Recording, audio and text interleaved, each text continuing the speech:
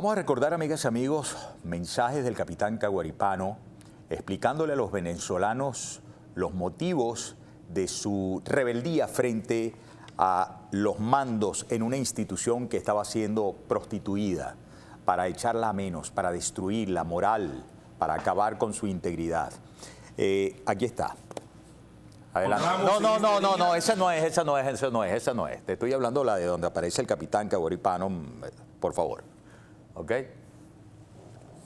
Ya lo vamos a reponer para todos ustedes porque estamos hablando con su esposa, Irene Olazo, quien fue secuestrada, quien fue torturada, razón por la cual debió, en común acuerdo con su esposo, salir del país. Su esposo está en el Rodeo 1 y tenemos pendiente el tema de los 30 militares desaparecidos. ¿Estamos listos?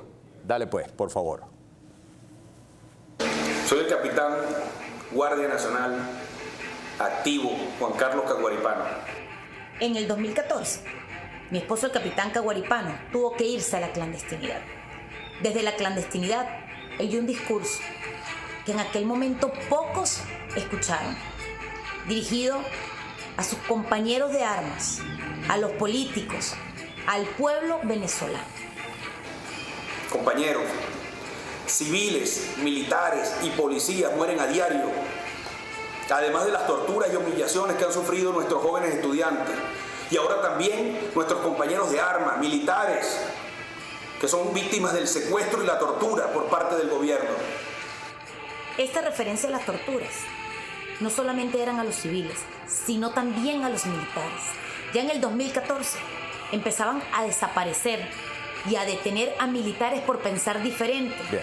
Y fueron Ven conmigo. Bueno, seguimos con Irene. Irene, anoche Diosdado Cabello, en su programa de televisión, burlándose de distintos grupos de presos políticos, decía, no, es que se ven como muy corderitos, muy inocenticos, pidiendo libertad para los gedeones, pidiendo libertad para los de Paramacay. Se le olvidó dónde quedaba. ¿Dónde es que dijo Diosdado? Seguramente lo oíste. ¿Dónde es que queda el fuerte ese? ¿No?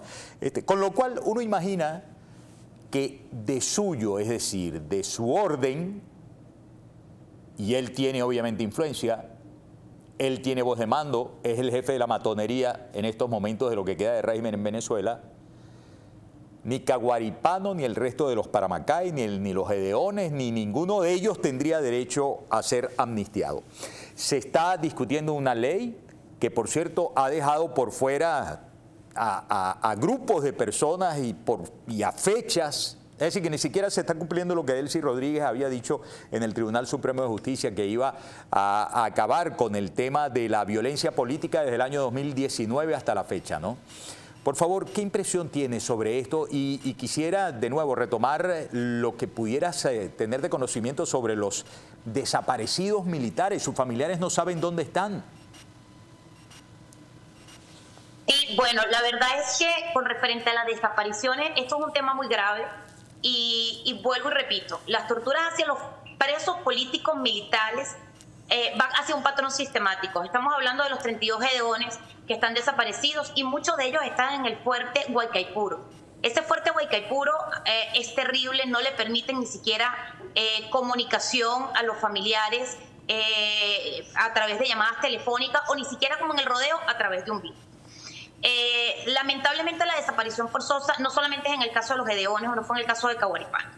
Las desapariciones son en cada uno de los casos que yo he podido constatar y conversar con familiares de presos políticos militares. Yo creo que no ha habido un solo caso de los 210 que tenemos en lista, y seguro son más porque están apareciendo, porque por miedo no habían denunciado, que no hubo ni un solo preso político militar que no fuera víctima de desaparición forzosa. Sí vi las declaraciones de Diosdado Cabello y me parece de verdad un descaro cuando hablan de un magnicidio y de que tienen que velar por el bienestar o la integridad física de Nicolás Maduro, violentando derechos humanos, torturando, secuestrando, inventando expedientes además, porque muchos de estos militares lo que han sido es constitucionales. No se pararon firme, no fueron rodilla en tierra y no estuvieron de acuerdo con la injerencia extranjera dentro de las Fuerzas Armadas, y bien lo vimos el 3 de enero, que todo el anillo que había a nivel de la Guardia Presidencial eran extranjeros haciendo funciones de las Fuerzas Armadas. Entonces, definitivamente, esas palabras, que la verdad que escuchar a este señor me da repugnancia, porque la verdad es que no puede ser más descarado y más hipócrita, porque ¿cómo es posible que alguien hable de paz y de reconciliación y de que el partido del PSUV es el que va a garantizar la paz cuando ellos son los que han secuestrado, torturado y asesinado al pueblo venezolano en las calles? Entiendo que de las excarcelaciones prácticamente es nula, ¿no?, la emisión de medidas para los militares. Sácame de la duda, o sea, si ha habido excarcelación de algunos de los militares presos políticos. Y quisiera saber qué van a hacer, porque obviamente sabemos que es un caso especial. Han sido extremadamente más crueles con los uniformados para tratar de amedrentar a sus compañeros afuera, para tratar de anularlos, inmovilizarlos, en fin. Te escucho. Claro, mira, la ley de amnistía tiene que cubrirlos a todos. La mayoría de los militares que están presos, que están desaparecidos y que están siendo torturados, igual que sus familias, porque al final la tortura no solamente es física, sino también psicológica, y prohibirle a un niño que pueda ver a su padre o a su madre, porque también hay funcionarias femeninas que están detenidas, poder tener contacto, es una extensión de la tortura a la familia y a menores de edad, además. Por eso digo que son unos descarados totalmente en cuanto a hablar de paz y de reconciliación. Acciones a seguir, nosotros tenemos la fe, porque todos los militares tienen en sus expedientes, o la mayoría de ellos, que califican como presos políticos, traición a la patria.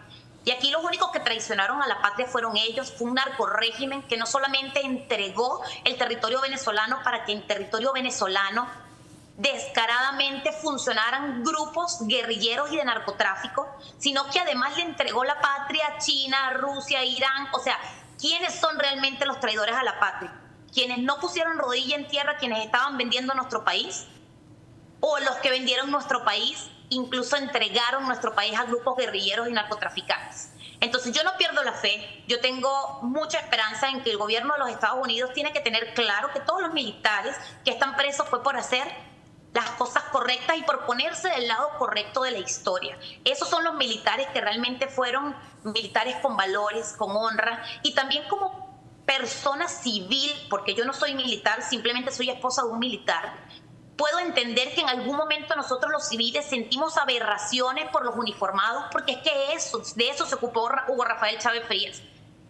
Hugo Chávez odiaba a la Guardia Nacional porque fue la que le frustró el golpe de Estado el 4 de febrero. Y una de las cosas que él más quiso hacer era eso, que el pueblo repudiara a la Guardia Nacional, y la Guardia Nacional, con muchos generales rodilla en tierra, se prestaron a que pasaran colecto, a que alguien que en vez de estar defendiendo al pueblo estuviese en una esquina vendiendo pollo. Y se perdió esa Guardia Nacional honorable y esas Fuerzas Armadas honorables. Pero adentro siempre quedaron rezagadas aquellas personas que estaban llenos de valores y principios y que, como mi esposo, decidieron defender la patria, y por eso el día de hoy están presos, algunos están muertos y muchos otros están en la clandestinidad, porque además muy descarado Diosdado cuando dice los que se fueron a la clandestinidad y no se pusieron a derecho. ¿Cómo se van a poner a derecho cuando Oscar Pérez en vivo y en directo dijo: no nos disparen, estamos rendidos, solamente queremos que se nos garanticen nuestros derechos fundamentales? Y aún así fueron acribillados. Y no obstante, cada uno llegó a tener un tiro de gracia en la cabeza. Sí. ¿Cómo van a ser esos militares que tuvieron que ir a la clandestinidad y ponerse al frente de todo este poder legislativo que definitivamente y judicial está súper enviciado, cuando cada militar que agarraron fueron desaparecidos, torturados, sus familias amenazadas? Y ojo, no soy la única esposa de un preso político militar secuestrado. Ya he podido archivar y ver casos de otras mujeres que han sido también presas solamente por hacerle presión a sus esposos. Y también tenemos, como en el caso de Antonio Sequea, como el caso de Juan Carlos Monasterio, que le agarraron la familia, señoras mayores de edad. Sí, es entonces, increíble. ¿Cómo se iban a poner a derecho personas que lo que querían era defender a la patria, cuando su familia era la perseguida y era la que pagaba las consecuencias. Mi hija tiene 12 años sin abrazar a su padre. Dios santo. Sácame de una duda, Irene. ¿La señora Sequea, la abuelita, ya fue liberada? No, la que fue liberada fue la señora Yosida, que fue la mamá de Juan Carlos Monasterio. Sí, la señora Yosida, sí, que la habían agarrado en La Pedrera, en el estado Táchira. Bueno, ¿qué te digo? Única y exclusivamente porque quería entrar y ver a su hijo en prisión. Sí. Nosotros pues siempre estamos tan pendientes de todas sus historias y es tan desgarrador, pero nunca podemos estar cabalmente en sus zapatos sintiendo el dolor como familiares y sintiendo el dolor propio de la víctima que está siendo torturada. Te agradezco mucho, Irene, que hayas estado con nosotros y vamos a quedar a tu orden, quizás para algún acercamiento que tengan. Fíjate que estaba hablando en la primera parte del programa con esta dirigente estudiantil, ¿no? Rosa Cucunúa, que hoy los muchachos salieron a la calle, como tú viste, ¿no? Y a mi juicio fue bastante bien. Yo pensaba que iba a ser un poquito más temerosa la presencia, y no, estuvieron muy bien. Y yo le comentaba a Rosa, bueno, hay algo ahora, ¿no? Diosdado Cabello puede decir lo que quiera, porque todavía lo dejan hablar, incluso en su programa de televisión, aunque tiene ahora unas galerías y unas gradas donde la gente parece, decía yo temprano en la mañana, que se pone ahora como unos guantes de terciopelo como para que no se oigan muy ruidosos y no se vayan a meter en problemas. De repente una cámara lo expone ante la CIA. Estados Unidos se hizo cargo de Venezuela. Habrá la posibilidad Yo sí quiero, antes de terminar, Miguel, primero que nada agradecer al pueblo venezolano, porque hoy día, después del 3 de enero, se hablan de los presos políticos militares, quienes siempre fueron excluidos de la palabra o de la boca de algún dirigente político, de algún periodista o incluso de nosotros mismos como familiares por miedo y temor. Y el hecho de exponer que hay más de 200 casos de militares que han sido torturados y que salgan a las marchas y que hoy yo pueda ver, porque hoy Día de la Juventud tenemos que conmemorar a esa juventud que luchó en el 2017, a esa juventud que luchó en el 2014, pero también a la de hoy, que en medio de que ha crecido a través de todo este régimen, todavía tienen esa convicción de ver una Venezuela libre. Y también quiero, antes de cerrar, conmemorar el día de hoy recordando a todos los hijos que hoy son jóvenes, que han tenido que ver crecer a sus padres a través de rejas, o en el caso de mi hija, de aprender a decir papá viendo una fotografía, porque no tenía a su padre presente y porque no le permiten comunicación con su padre.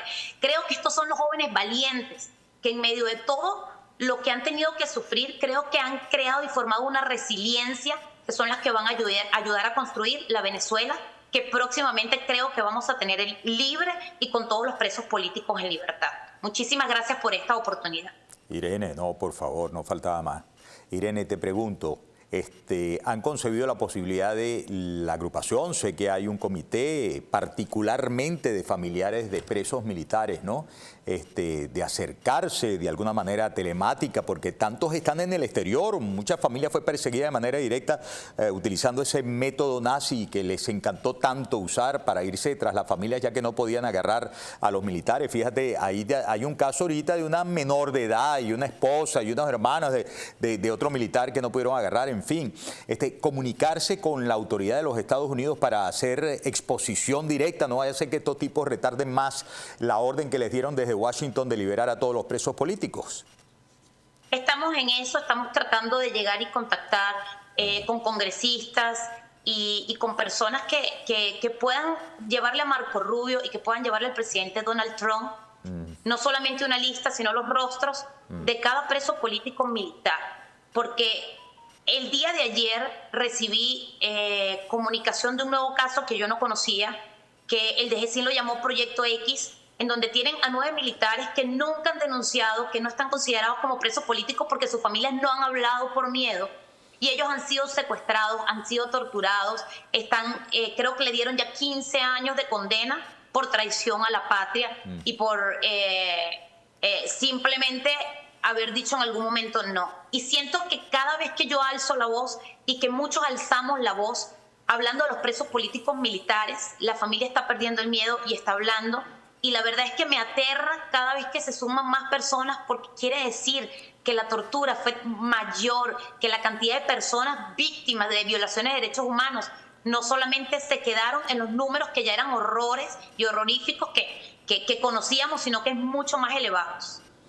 Irene, un gran abrazo, muchas bendiciones y protecciones para ti, para tu familia, también para el capitán Caguaripano. Esperemos en Dios verlo pronto libre a él y a todos los presos políticos, tanto militares como civiles, niños que están presos todavía, y que hallen a todos los presos civiles y militares cuyas madres, cuyos familiares no saben ni siquiera si aún existen, lo cual es muchísimo más grave. Irene, un gran abrazo para ti. Muchas gracias. Gracias a ti, Miguel Ángel. Wow, que Dios te bendiga. Bendiciones para ti. Bueno, esto impacta mucho. Déjenme respirar profundo unos 10 segunditos. Voy a irme a la pausa. Les recomiendo estar muy pendientes de las emisiones de noticias en EBTV. Son Noticias EBTV en 2 emisiones, con Rafa y con la Mafe. Ambos han sido productores míos, pero mira qué caché. Venga.